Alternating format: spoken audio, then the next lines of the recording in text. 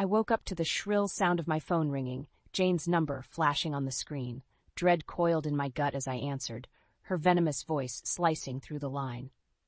"Pack your bag, Sarah. Mark's through with you. We found someone better, so there's no point in crying now." My heart sank, but a flicker of defiance ignited within me. After all I'd sacrificed for this thankless family? "I won't leave until we bury Stan, and I settle a few things. This isn't over." I hung up, hands trembling. Marrying Mark had been my greatest mistake, blinded by the hope of giving his daughter Ashley the loving home I'd craved. But his mother Jane's iron grip on the family had steadily crushed that dream, reducing me to a glorified maid. I dragged myself to the kitchen, the smell of freshly brewed coffee offering little comfort. Stan's faithful golden retriever Bailey nuzzled my hand, his warm eyes conveying a sympathy this household sorely lacked. As I stroked his fur, I steeled myself for the emotional onslaught to come. The day passed in a blur of funeral preparations, punctuated by Jane's scathing remarks about my inadequacies as a wife. Mark remained emotionally distant as ever, while Ashley openly mocked my grief. Only Stan's hallowed presence in the silent casket brought me solace.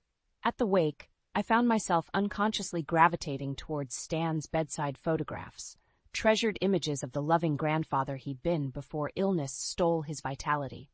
In those final months, our bond had blossomed from my role as his caregiver into a friendship forged by shared suffering.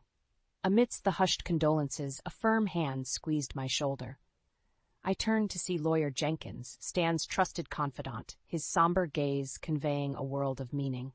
"He prepared for this," he murmured. "We'll discuss it soon." Those cryptic words offered a glimmer of hope, but Jane's incendiary glares reminded me that this family's axe would fall swiftly upon me once the niceties concluded. Perhaps Stan had foreseen their treachery and made provisions, a lifeboat in this turbulent sea of heartbreak and deceit. As mourners trickled out, I lingered beside Stan's casket, gently brushing away a stray tear. Though the path ahead seemed bleak, a renewed determination took root. Whatever storm loomed, I would weather it with the same resilience that had carried me through life's earlier tragedies. Stan's gruff voice echoed in my mind. "You're tougher than you look, kid." With a steadying breath, I vowed to honor the faith he'd placed in me, no matter how turbulent the days ahead might be. I settled onto the worn couch, cradling a steaming mug of chamomile tea. Even its soothing aroma couldn't dispel the ache that had taken root ever since that dreadful phone call. As the rain pattered against the window, memories of my tumultuous past resurfaced, unbidden. "Sarah, honey, you've got to pull yourself together." My Aunt Maggie's voice rang in my ears, as clear as the day I'd arrived on her doorstep at 16, clutching the tattered remnants of my childhood. "Your folks wouldn't want you moping around feeling sorry for yourself." I'd nodded numbly, my parents' sudden passing still an open wound. With no other family, Aunt Maggie had taken me in, her tough love the anchor that kept me from drifting entirely. Those first few years had been a blur of grief counseling, part-time jobs, and fighting to keep my grades up amid the emotional turmoil. But Aunt Maggie's watchful guidance, coupled with an indomitable will I'd inherited from my father, had propelled me through the darkness. "You've got to make your own way, kid," she'd said gruffly, stubbing out her cigarette. "The world ain't gonna hand you nothing on a silver platter." Her words had rung true through the grueling years of physical therapy school, working double shifts at the diner to make ends meet. But I'd clawed my way to the top, fueled by a burning drive to craft the stable life I'd been denied. That's what had drawn me to Mark. His daughter Ashley's haunted eyes had mirrored my own orphaned youth. I'd been determined to spare her the same loneliness that had nearly consumed me, resolving to create the nurturing family I'd craved. How tragically those noble intentions had been perverted by the corrosive influence of Mark's mother Jane and her incessant belittling. With each snide remark, each deliberate slight, she'd chipped away at my sense of self-worth. "Did you really think someone like you could be part of our family?"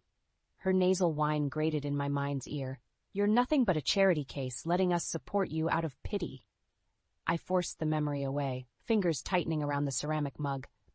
Jane's disdain had only been exacerbated by Ashley's escalating cruelty, my treasured childhood keepsakes inexplicably misplaced, the framed photos of my parents somehow accidentally shattered. Mark had been my sole ally in those dark days, his smiles and squeezes of reassurance the only thing anchoring me amidst the emotional tempest. Yet even his support had waned as the years wore on, his commitment to appeasing his domineering mother slowly eclipsing the vows we'd sworn. I sipped the tea, its warmth a fleeting comfort. While the path before me seemed daunting, Stan's parting words remained a rallying cry. I may have been the underdog, battered and browbeaten, but the same fighting spirit that had delivered me through life's earlier trials was still alive. "This isn't the end," I murmured aloud, as if uttering the vow could render it real. Not by a long shot. Whatever treachery Jane and her cohorts had concocted, I would meet it head-on with the same resilience that had defined my journey. They'd sown the wind through years of emotional torture. Now it was time to reap the whirlwind. The rhythmic beeping of the machines provided a somber soundtrack as I gently sponged Stan's withered arms. His labored breaths rattled in the stillness of the bedroom we'd converted into his sick room.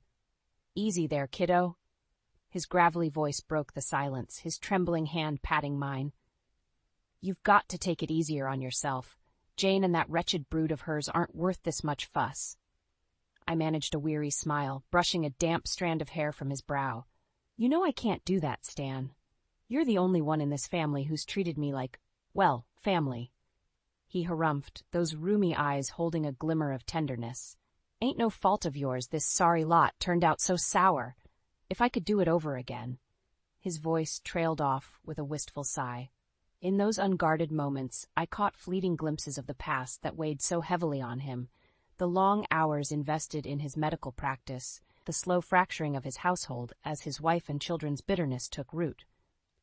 "I won't let you bear this burden alone," I said firmly, meaning every word. Stan's gruff humanity amidst the relentless cruelty had been my sole lifeline these past few years. He squeezed my hand, his gaze earnest. "Mark's gonna try to turn you out soon as I'm gone. You know that, don't you?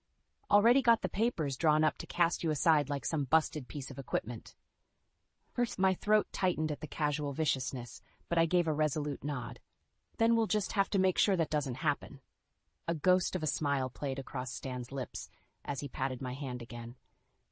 "Let me tell you a little story about this prissy little tax inspector who came sniffing around a few years back." I settled in to listen, savoring these moments of wry camaraderie and hard-fought wisdom.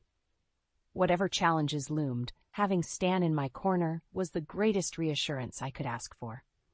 In the days that followed, I doubled my efforts to ease Stan's discomfort, our conversations taking on a bittersweet poignancy. Whether regaling me with pranks from his medical school days or offering nuggets of unexpected life advice, he seemed determined to share every scrap of himself before the end. The night I found him slumped over his bedside table, I thought my world had shattered irrevocably. "Stan! Stan!" I shook his shoulders frantically until those eyes flickered open, his breathing shallow. He gripped my arm with surprising strength, his gaze boring into mine. "Sarah, you listen to me, you hear? I'm leaving you set up proper." A racking cough cut him off as I fumbled for the emergency call button. "Save your strength, Stan. The paramedics are on their way." He wheezed, mustering what little remained of his formidable will. "Don't." Another cough racked his brittle frame. "Don't let them." I squeezed his hand, blinking back hot tears. "I won't, Stan. I promise." Those cloudy eyes held mine for a heartbeat longer before rolling back in his head. Grief engulfed me, yet within its depths smoldered a renewed determination, a promise to honor his faith and make good on those vows, no matter who stood in my way. His final, wheezing exhalation marked the end of an era and the beginning of my war against those who would see me crushed. The days blurred together into an endless cycle of medications, sponge baths, and Stan's labored breathing. I clung to his bedside, savoring each lucid moment like a priceless gem amidst the fog of his deterioration. "You're doing great, kid." He'd rasped those words repeatedly, his papery hand enveloping mine with a surprising warmth. "Don't let them grind you down, you hear?" I'd nod mutely, throat constricted by the emotion those simple reassurances stirred. In those moments, Stan's rough compassion outshone the cold indifference that had seeped from the rest of the household. Jane's periodic sweeps through the sick room were accompanied by her trademark snide comments about the stale air and my apparent incompetence. Honestly, Sarah, couldn't you have opened a window? Or did they not cover basic hygiene in that cow college you attended? Mark would trail in her wake, features etched in discomfort, whether from his father's condition or his mother's histrionics, I could never tell.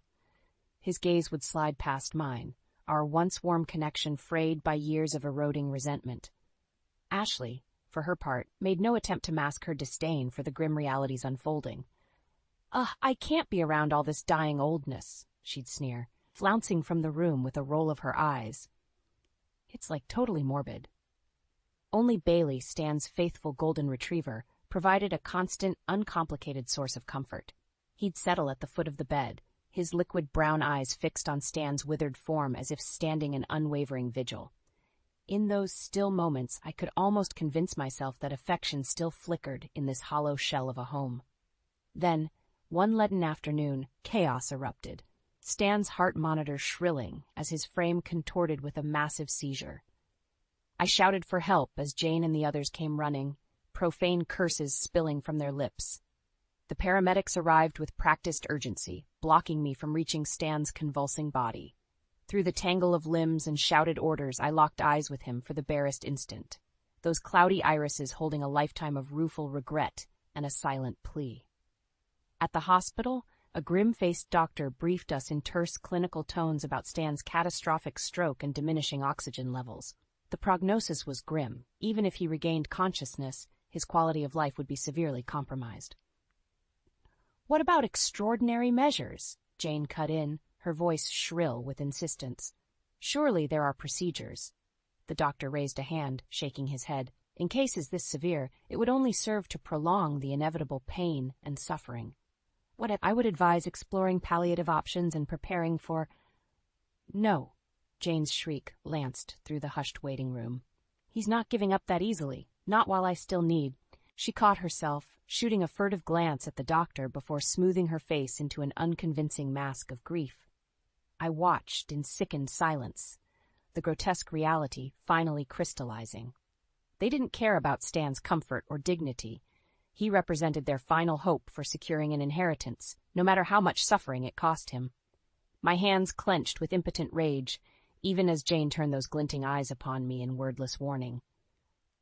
2 days later, the machines powering Stan's ravaged form finally fell silent.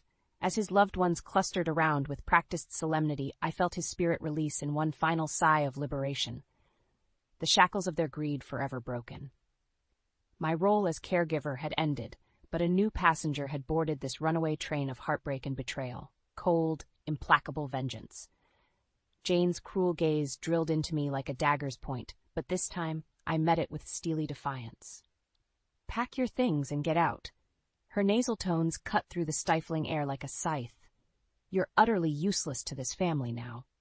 A tremor of grim satisfaction coursed through me as I straightened my spine. "I'm not going anywhere," I said quietly, "until we put Stan to rest, and I settle a few scores that are long overdue." I stood my ground as Jane's face purpled with apoplectic rage. "How dare you make demands after everything we've done for you?" she sputtered. "We kept a roof over your worthless head out of pity." Mark shifted uncomfortably beside her. "Sarah, maybe we should all take a step back and—" "Don't you coddle this ingrate." Jane's shrill tones sliced through his attempts at diplomacy. "I want her out before the funeral. She'll only make a spectacle with her hysterics." Jaw clenched, I fought for composure in the face of her venomous tirade. Exploding in impotent fury would only vindicate her disdain. Ashley sidled up beside her grandmother, smirking derisively. "Yeah, beat it, Sarah. We don't need some sad sack charity case raining on the parade." She snapped her gum obnoxiously. "It'll be a relief not having you moping around anymore." I fixed my gaze on Mark, willing him to reclaim the decency I'd once loved him for, but his eyes skittered away guiltily, and I knew in that moment he'd traded his backbone for Jane's approval long ago. Mustering every ounce of poise, I held up a staying hand. "I'll go once we've laid Stan to rest properly. After that." I let the implication hang, heavy as a guillotine blade. Jane opened her mouth, but whatever retort she intended withered in the face of my resolute stare. For once her raptor glare had found its match. The following days were a study in forced civility and bitten tongues. Only when making the requisite funeral arrangements did our battle lines dissolve briefly into an uneasy truce. Jane may have been a viper, but even she understood the sanctity of mourning traditions. The memorial service itself was a grotesque pageant filled with Jane's crocodile tears and fulsome eulogies that made a mockery of Stan's memory. I sat hunched in the front pew, fists clenched as she droned on about what an exemplary father and provider he'd been.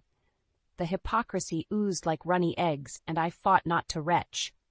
Behind me, Ashley's theatrical sobbing left damp patches on the shoulders of her overpriced dress. Only Mark's face remained impassive throughout the garish display. Finally, blessedly, it ended. The somber procession trailed out, leaving me alone to crouch before Stan's simple oak casket. With trembling fingers, I traced the carved initials as a lifetime of memories cascaded over me. His gruff chuckle, the gleam of mischief in his eyes, the quiet pride as I mastered caring for him. "You didn't deserve this circus, Stan," I murmured, fighting the sting of tears. "But I'll make it right, no matter what it takes." A faint scuffing behind me broke the reverie. I turned to find Jane framed in the vestibule, those hawkish features arranged in an expression of patented disdain. "I want you gone in the morning," she pronounced flatly. "The lawyers will be in touch about finalizing the inheritance?" My voice sliced through her words like a scalpel. "Yes, I imagine there's much to discuss on that front." Her brows knitted in bewilderment as I rose fluidly and brushed past her without a backward glance. Let the crones stew in impotent confusion for now. Soon enough, the tables would spin with such ferocity that even her unfeeling heart would reel. Tomorrow was the first day of a new future, one built from the wreckage of their betrayal. I only hoped Stan could see it unfurl from whatever tranquil beyond he now occupied. As I exited into the brisk evening air, Lawyer Jenkins materialized from the shadows like a wizard conjuring from the mist.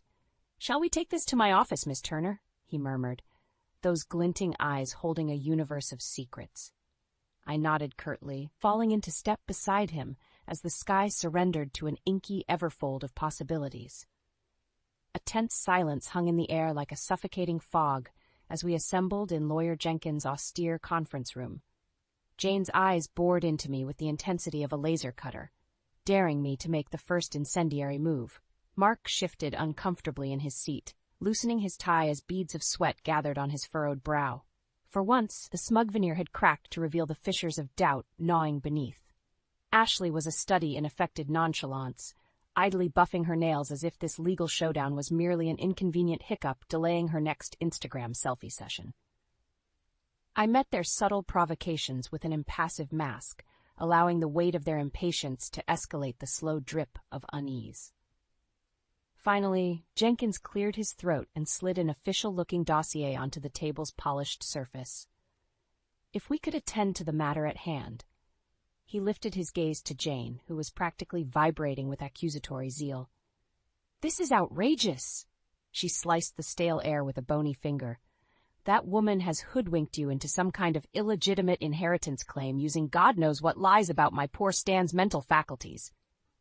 Mark opened his mouth, but she barreled forward with the force of an avalanche. "We have documentation proving our legal standing as next of kin. Whatever schemes she's concocted, they won't stand up to." "Madam," Jenkins' mild tone nonetheless carried an adamantine edge, "if you'll permit me." He withdrew a sheaf of papers, placing them squarely before Jane's mottled glare. "These are the legal adoption papers signed and notarized by your late husband over a year ago. They clearly state his intentions to establish Miss Turner as his legal heir and beneficiary."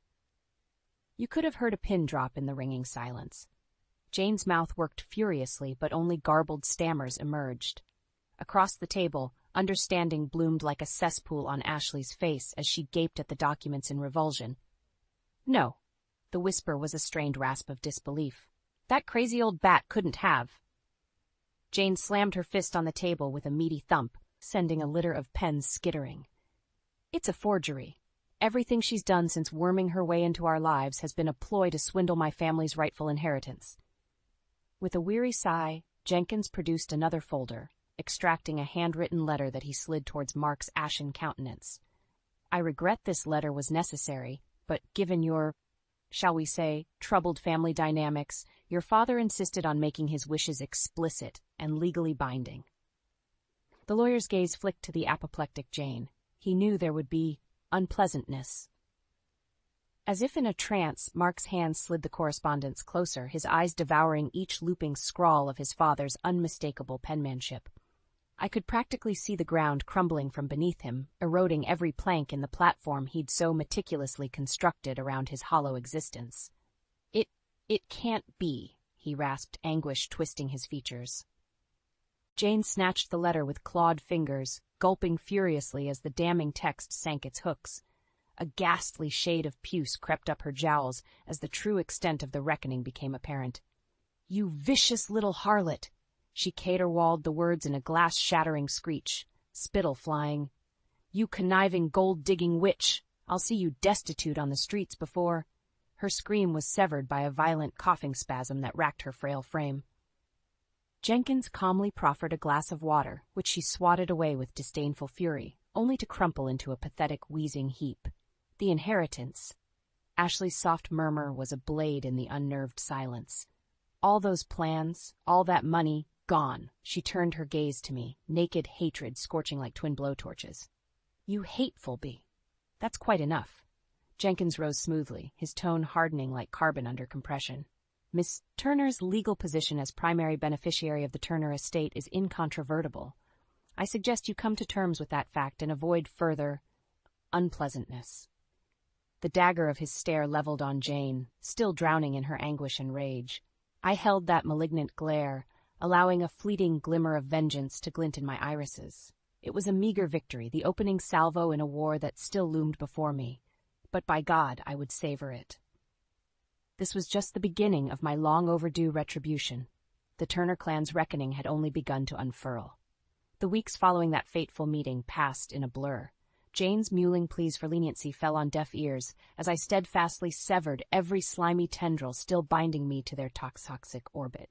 "Sarah, please?" Mark's voice had taken on a plaintive, haunted timbre as the reality of his situation congealed into inescapable truth. "We can still work something out, for old time's sake." I fixed him with a level stare, allowing the memory of every slight, every callous disregard for my humanity to galvanize my resolve. "Old times are precisely why there's no going back, Mark. You revealed your true self long ago. I'm just honoring that reality." His shoulders slumped in naked defeat as I turned and walked away without a backward glance. Any residual embers of affection had long since turned to ash on the pyre of their betrayal. Ashley proved equally obstinate in her desperation, resorting to the only arsenal she knew, petulant tantrum and hollow manipulation. "You have to help us," she'd wail into the phone, her words slurring from whatever substances she'd been abusing to dull the pain of facing consequences. "We're going to lose everything. The house, Mom's stupid little shop, everything." I'd remain impassive, allowing the silence to underscore her spoiled pleas until she'd erupt in a torrent of profanity and slammed the receiver into oblivion. Let the brat drown in the miasma of her own making. I'd sung that siren song too many times to capitulate. Only Jane's fall from delusional grace carried any flicker of satisfaction amidst the morass. Once a vision of coiffed entitlement, her threadbare existence now consisted of a grim rotation of court appearances, creditor houndings, and desperate schemes to forestall the terminal diagnosis of poverty. "You don't know what you're doing to this family." She'd rage fruitlessly whenever our paths briefly merged. "Once the money runs out, you'll have destroyed us. Is that what you want, you miserable wretch?"